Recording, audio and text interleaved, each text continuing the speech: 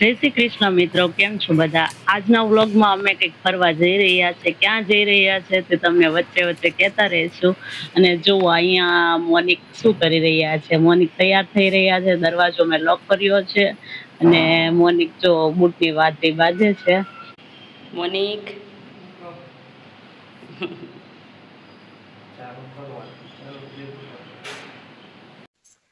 અમે જઈ રહ્યા છીએ ટ્રીપ પર. ક્યાં જવાનું છે કઈ નક્કી નથી. જા ગાડી લઈ જાય જવાનું છે. લિફ્ટ આવી ગઈ છે અમારી. જો અમે લોકો લિફ્ટમાં બેસી ગયા છીએ અને હવે અમે લોકો જઈ રહ્યા છીએ. ક્યાં જઈએ છીએ, કઈ જગ્યાએ જઈએ છે કોઈ આઈડિયા નથી. ગાડી લેવાની છે અને ગાડી જ્યાં લઈ જાય ત્યાં જવાનું છે. આપણે દર વખતે એમ જ જઈએ છીએ, પણ કઈ આપણે પ્લાનિંગ જ ન હોય. મજા આવે પણ ટ્રીપમાં આપણી. અહીંથી અમારી સફર શરૂ થઈ રહી છે. જોઈએ આ ગાડી ક્યાં લઈ જાય છે અમને.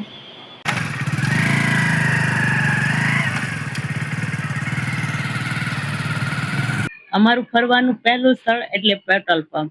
અહીં મોનિકે ગાડીમાં પેટ્રોલ ભરાવી લીધું છે અને હવે અમે લોકો ગાડી લઈને જઈ રહ્યા છીએ.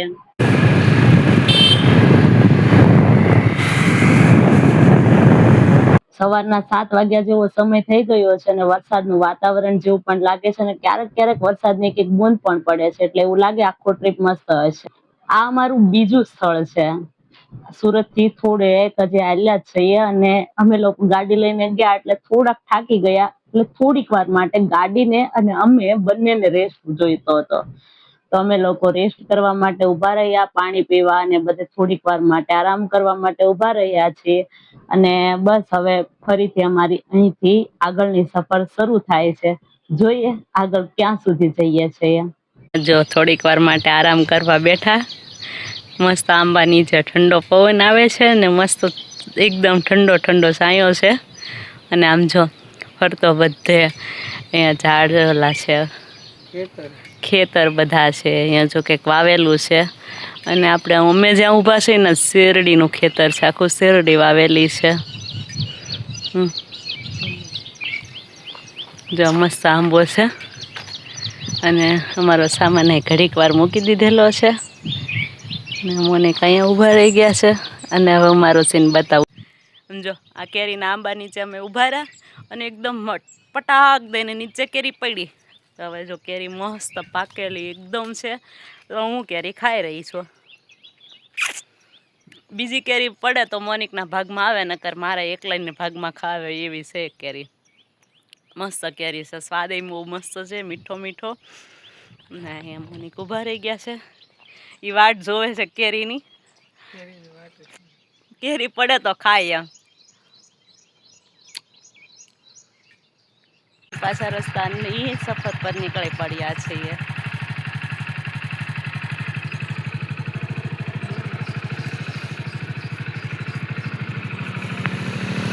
ગાડી ઉપર બેસી ગયા અને અમારી સફર ફરી શરૂ થઈ ગઈ છે. આ રસ્તો જુઓ કેટલો મસ્ત રસ્તો જઈ રહ્યો છે. અમને આવા રસ્તા પર જવું બહુ ગમે છે. જો ખેતરો હોય આજુબાજુ, પછી મસ્ત એકદમ સાંકળી શેરી હોય, એ બધી જો મજા આવે છે ને. વાતાવરણ પાછું આજે થોડુંક તડકા જેવું નથી લાગતું, સારું વાતાવરણ લાગે છે.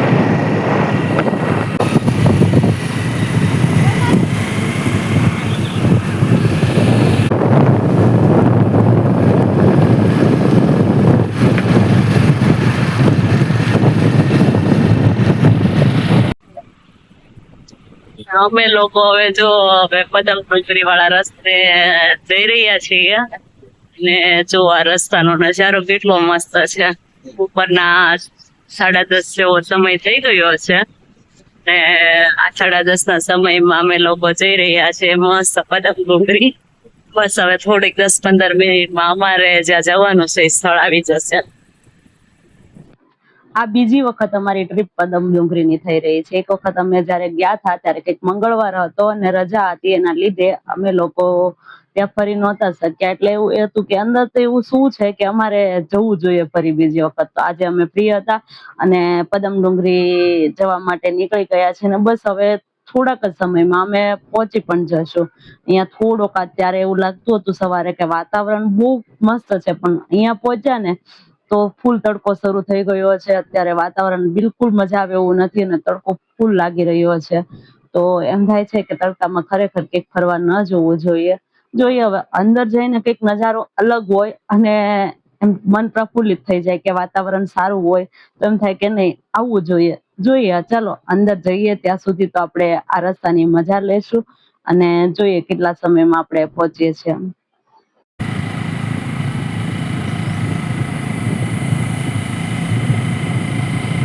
જો અહીંયા મસ્ત ગાડી પાર્ક કરી દીધી છે એક જગ્યા પર અને હવે અમે લોકો ગાડી પાર્ક કરીને અંદર ટિકિટ બારીએ ટિકિટ પહેલા લઈશું કે 50 રૂપિયા જેવી ટિકિટ છે એવું કહે છે બધા.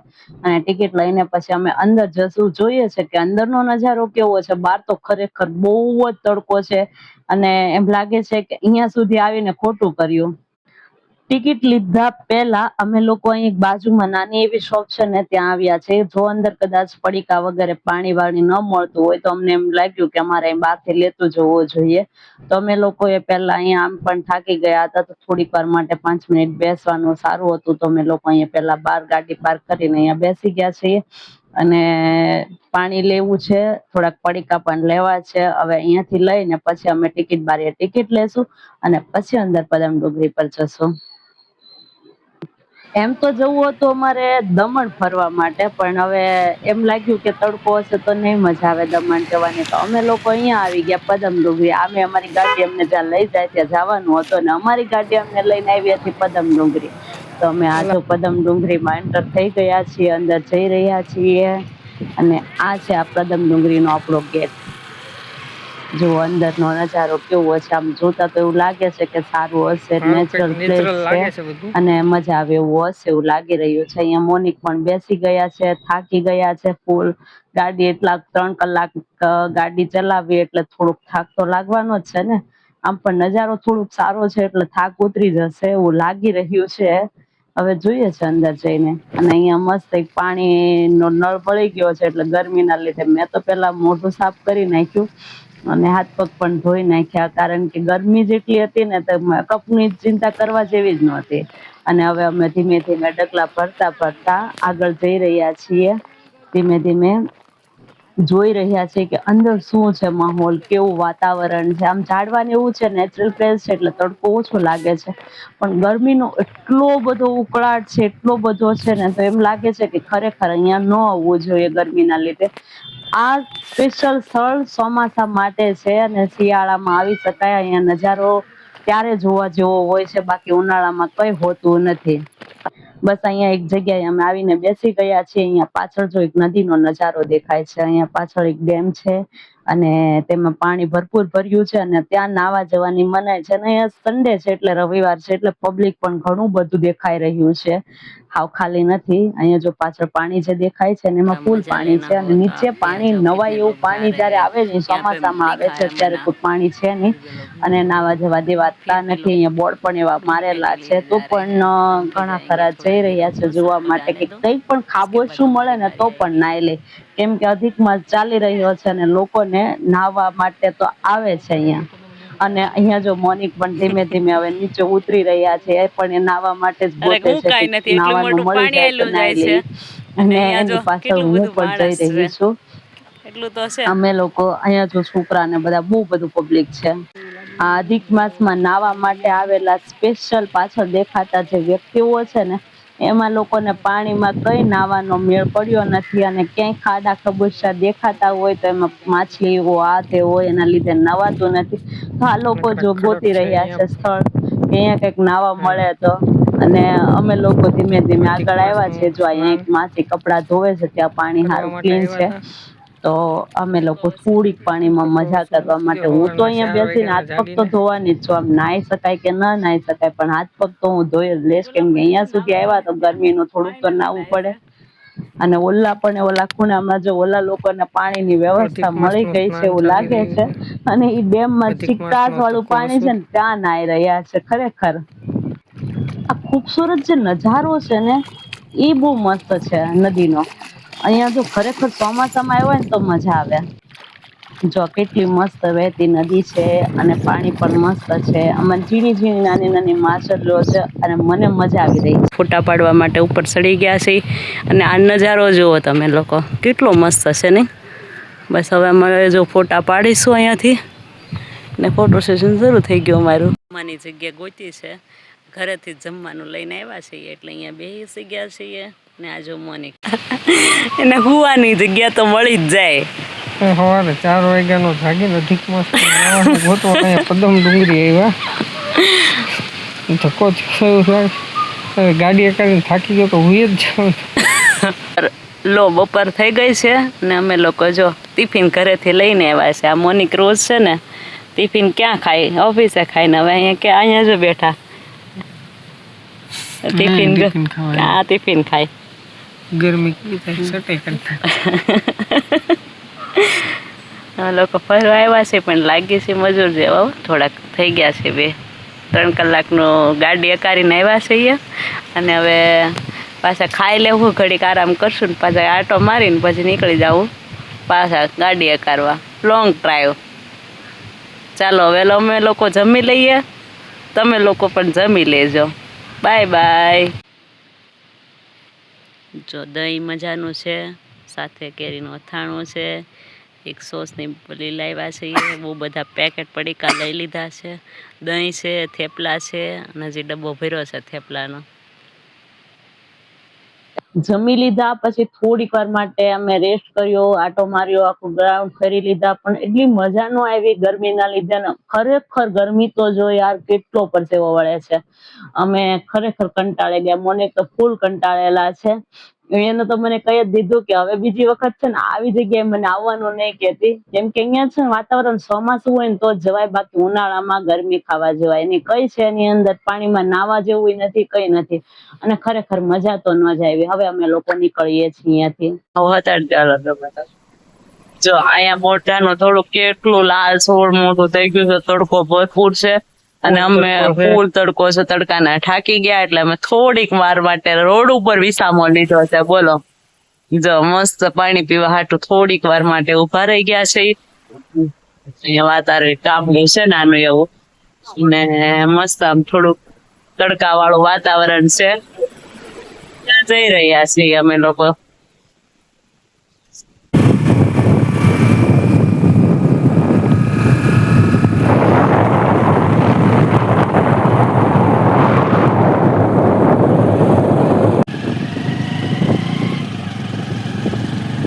અમે પ્રદમ ડુંગરી ગયા હતા અને બહુ એટલા થાકી ગયા હતા કે હવે ગાડી પર બેસાય એવું નહોતું, કેમ કે તડકો એટલો બહાર હતો અને પછી એટલો થાકે એટલો લાગ્યો હતો.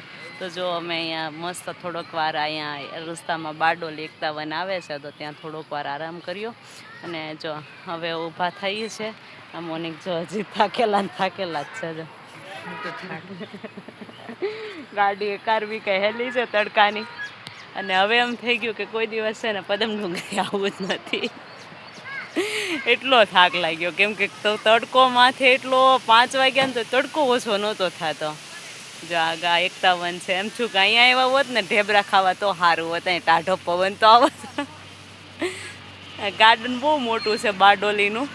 અમે એટલા બધા થાકેલા છે ને તો આખા ગાર્ડનમાં આટો મરી શકાય એમ જ નથી. ચાલો હવે અમે લોકો ઘર તરફ પ્રયાણ કરીશું. ધીમે ધીમે ગાડી ચલાવીને આગળ નીકળીશું. ચલો બાય બાય. અહીંનું કાજુ લસણી કાજુનું શાક છે, કાજુ મસાલાનું શાક છે. ના જો આ મોનિકને જો કાંદા ખાવાનું, ઘરે તો હું રાંધી ન દઉં કાંદા વાળું, કાંદા લાવી ન દઉં એટલે અહીંયા જો ચપટ બોલાવશે કાંદા નામની. જો મસ્ત સલાડ બનાવશે હમણાં કાંદાનું ને પછી ખાશે. આ બધું આવી ગયું છે પ્લેટમાં. હવે છાશ બાકી છે, એ આવશે. બસ સેવણીમાં અમે લોકો જમ્યા અને પછી જો અહીંયા થોડીક વાર માટે પાછા બેઠા આરામ કરવા માટે અને પછી હવે બસ થોડોક ટાઈમ આરામ કરશો અને પછી ઘરે જશો. આજનો આ ટ્રીપ અહીંયા પૂરી થાય છે અને હવે ઘરે જશું. બહુ બધા થાકી ગયા છે, ચહેરા પરથી દેખાતો જ હશે તમને કેટલો થાક લાગ્યો છે. જામુની કઈ બેસી ગયા છે એ પણ કેટલા થાકી ગયેલા છે બધા જો થાક જ એટલો લાગેલો છે હવે બસ અહીંયાથી એમ થાય છે હવે હુઈ જાય ઘરે જ નથી જવું બસ હવે ઘર તરફ પ્રયાણ કરીશું બાય બાય આવી ગયા ઘરની હાલત જો અમારી હાલત કરતા ઘરની હાલત જોઈ લો બેડરૂમ ની હાલત આ જો મોનિક થાય ક્યાં અને આ જો ઠેલો અને લો હોઈ ગયા લો ઠેલો ખાલી કરો હા આ ઠેલો અને